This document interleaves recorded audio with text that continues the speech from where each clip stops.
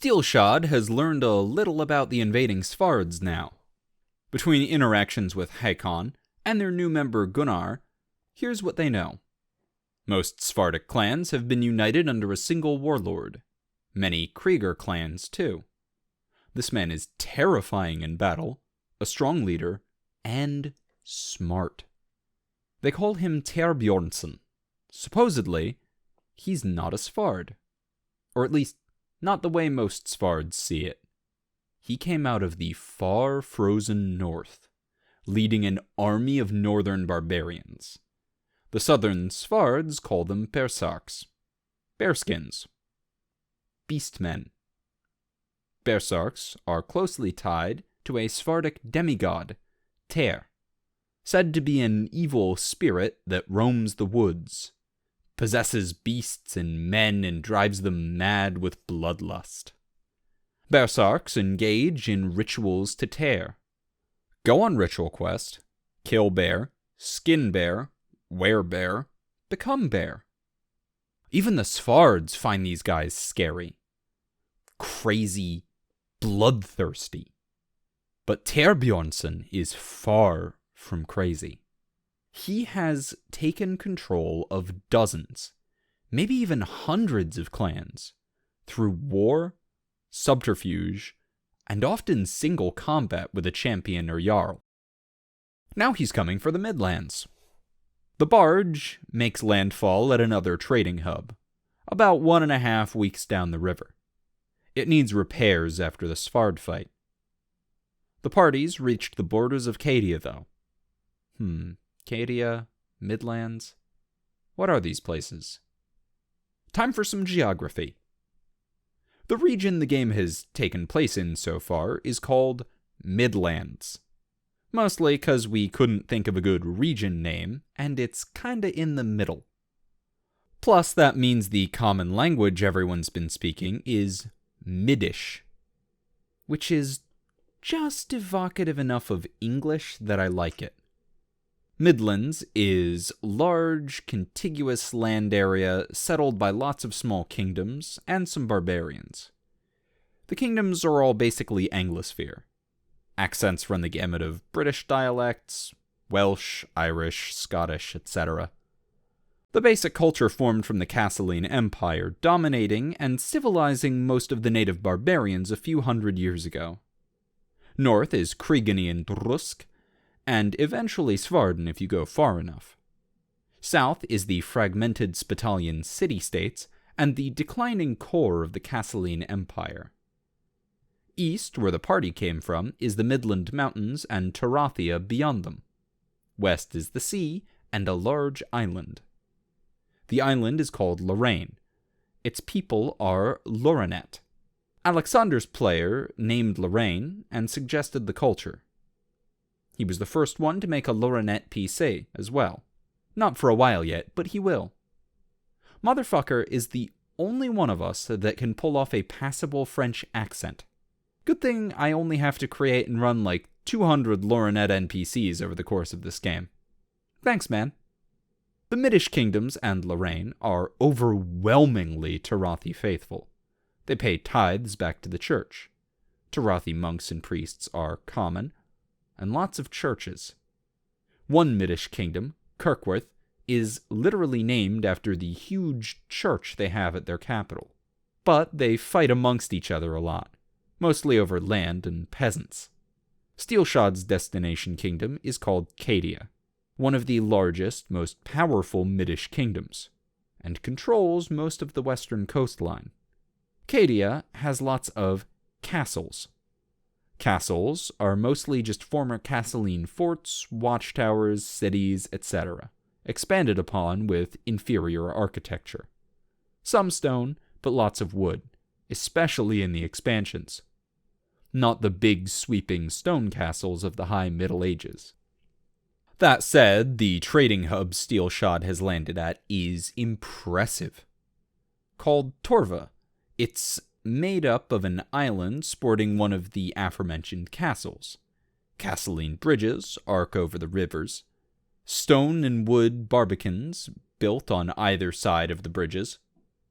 Most of the town sprawls out on north and south sides of the river, encircled by wooden walls.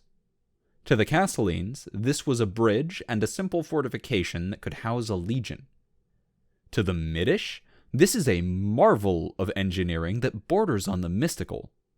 To Steelshod, it's Tuesday. Okay, not yet, but one day.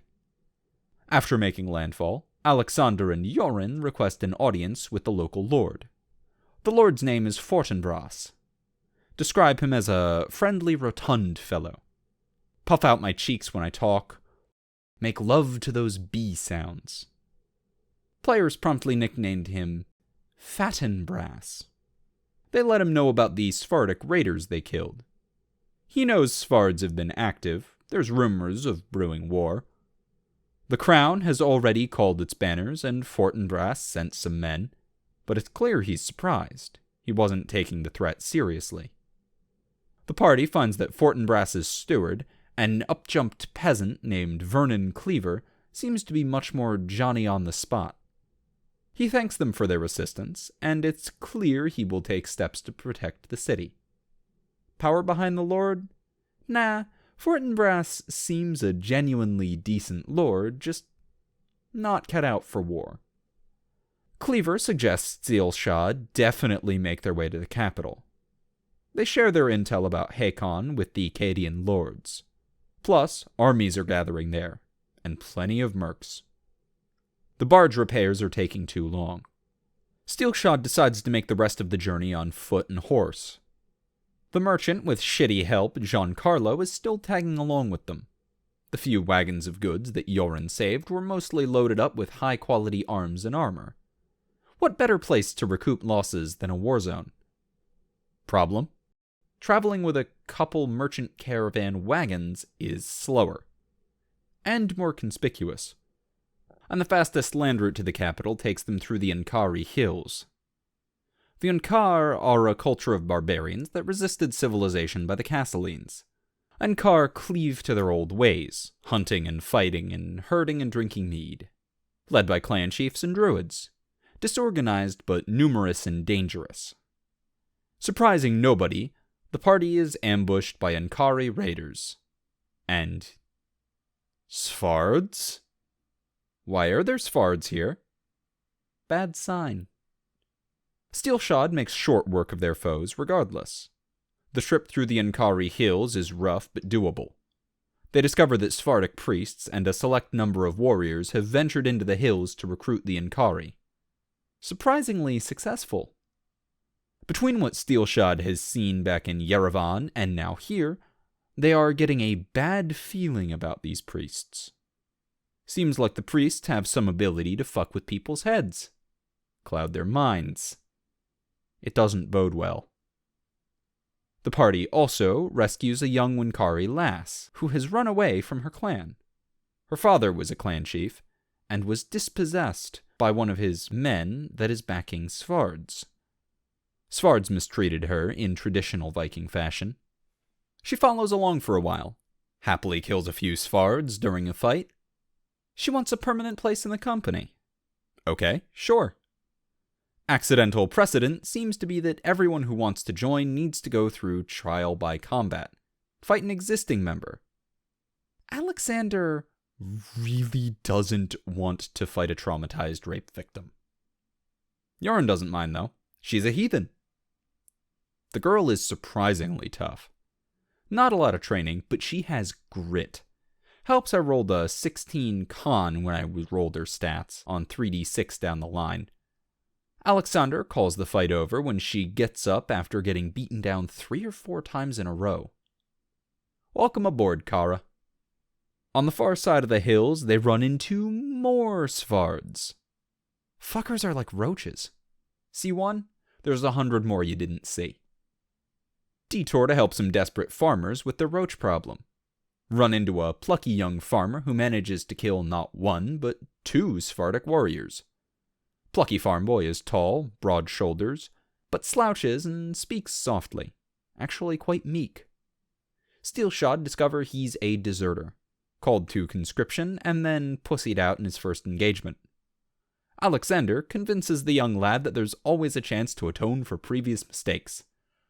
Farm Boy agrees to go with Steelshod to the capital, talk to his lord, ask for forgiveness. Steelshod doesn't quite know it yet, but welcome aboard, Miles. It'll take seeing his lord immediately schedule Miles' execution for desertion, followed by Alexander hastily paying off the lord and taking Miles into his service. Yoren is skeptical that this kid will ever be a real mercenary, but he respects Alexander's sense of honor and mercy. I haven't been totally sure about how much time to devote to the NPCs of Steelshod, or in general, here in this account. There were a few hires earlier that I glossed over or didn't even mention. Should I mention every one of them? Kind of an interesting topic. To the players, they're important. Every core member of Steelshod is. Currently 81 of them, according to our Steelshod roster Google spreadsheet. They have full-page character sheets, custom tier abilities, etc. They've all had their moments in the sun, too. One of many things this game has shown me is that all my previous beliefs about NPCs was... wrong is too strong. But sometimes... wrong.